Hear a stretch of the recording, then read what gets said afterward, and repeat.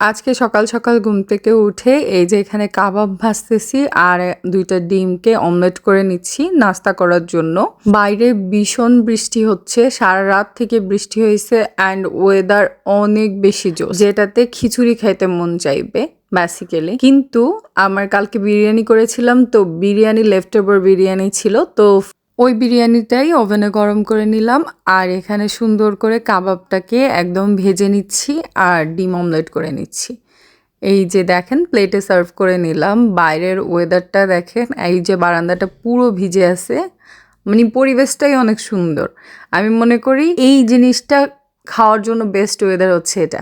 আমি এই যে বিরিয়ানিকে ডেডিকেট করতেছি বৃষ্টিকে, যে এই যে দেখেন আজকে হচ্ছে উইকেন্ড, তো আজকে এখানে স্যাটারডে এবং সামির আজকে অফিস নাই বেসিক্যালি, তো সামি এখানে নাস্তা করে নিবে আমার সাথে, তারপর বাইরে যাবে বাজার করার জন্য আজকে রান্না করার জন্য। তো আমি এই সুন্দর ওয়েদারে সুন্দর করে খেতে বসে গেছি। যদি বিরিয়ানিটা আমার ফ্রোজেন না থাকতো তাহলে আমি কি করতাম, খিচুড়ি মাছ রান্না করতাম।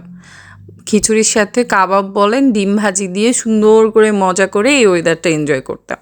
কিন্তু যেহেতু ফ্রিজের মধ্যে লেফট ওভার বিরিয়ানি ছিল, তো এখন যদি খিচুড়ি রান্না করি এগুলো রয়ে যাবে, এগুলো খাওয়া হবে না, সেজন্য আর নতুন করে কিছু রান্না করি নাই, এটাই চালিয়ে দিচ্ছি। অ্যান্ড এই কাবাবটা আমার খুবই মজা লাগে। এটা আমরা হালাল দোকান থেকে আনি, এখানে হালাল শপে পাওয়া যায়। এটা বিফ একটা কাবাব, মানে এমনিতে নর্মালি আমাদের বাসার সামনে যে গ্রোসারি শপ আছে ওইখানে তো পাওয়া যায়, বাট ওটা তো খাওয়া যাবে না, ওটা তো হালাল না। আমার কাছে তো এটা বেস্ট চয়েস।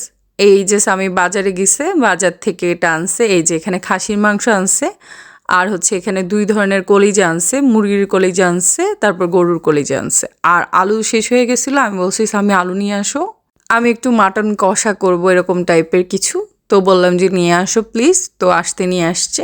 আমার কাছে খাসির মাংসটা একদম কষা করে রান্না করে না, ইন্ডিয়ান স্টাইলে, কলকাতা স্টাইলে ওদের রান্নাটা দেখতে আমার কাছে এত সুন্দর লাগে। এরা এত লাল লাল ঝোল একটা রান্না করে না, আমার কাছে ওইটা দেখেই খেতে মন চায়। বেসিক্যালি আমি অদমবান্দা আজকে কলকাতা স্টাইলে মাটন, যে লাল ঝোল বা মাটন কষা, ওইটা ট্রাই করতেছি। তো এখানে যা যা মশলা লাগবে দেখতেছেন, ওই মশলাগুলো দিয়ে দিলাম। মশলাগুলো দিয়ে তারপর এখানে আমি কি করব, একটু গরম মশলা গুঁড়া দিব। ওরা দেখলাম যে অনেকগুলো মশলা মিক্স গরম মশলা গুঁড়া দেয়, মানে হচ্ছে ওরা একদম দমে রান্না করে প্রেশার কুকারে একদম, তারপর ঢাকনাটা খোলে একদম লাল লাল ঝোল দেখে। আর ওটা দিয়ে ওরা বেসিক্যালি ওদের সানডেতে ওটা ইউজ করে, অ্যান্ড ওরা কিন্তু টক দইও ইউজ করে, তো আমি এই জন্য এখানে টক দইও অ্যাড করে দিলাম। এবার সব কিছু দিয়ে আমি সুন্দর করে মাখিয়ে ফেলবো। আচ্ছা, এখানে আমি গোটা গরম মশলাও ইউজ করেছি, মানে হচ্ছে এলাচি, দারুচিনি, তারপর হচ্ছে তেজপাতা।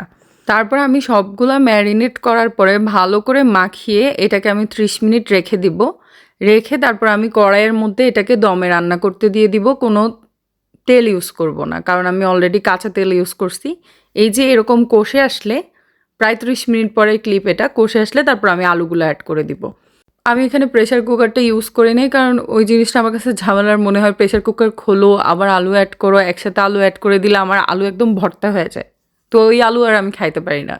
অলরেডি লাল লাল একটা ঝোল আসছে, এখনও রান্না হয় নাই, দেখা যাক কীরকম লুক আসে। হোপ ফর দ্য বেস্ট, যেন ওদের মতো ওইরকম লাল লাল কষা মাংস হয়।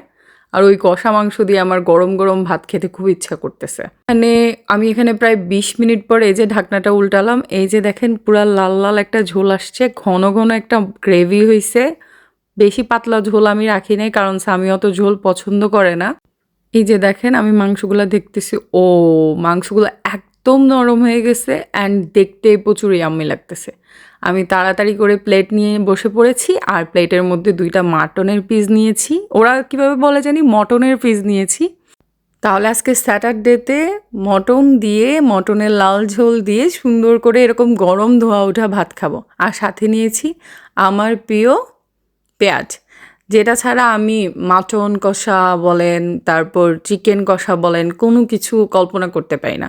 আমি প্রচুর পেঁয়াজ খাই ভাতের সাথে, অ্যান্ড স্বামীর কাছে এটার জন্য প্রত্যেকদিন বকা খাই। আর আজকের ভিডিওটা এই পর্যন্ত। আপনাদের কেমন লেগেছে ভিডিওটা কমেন্ট করে জানাবেন।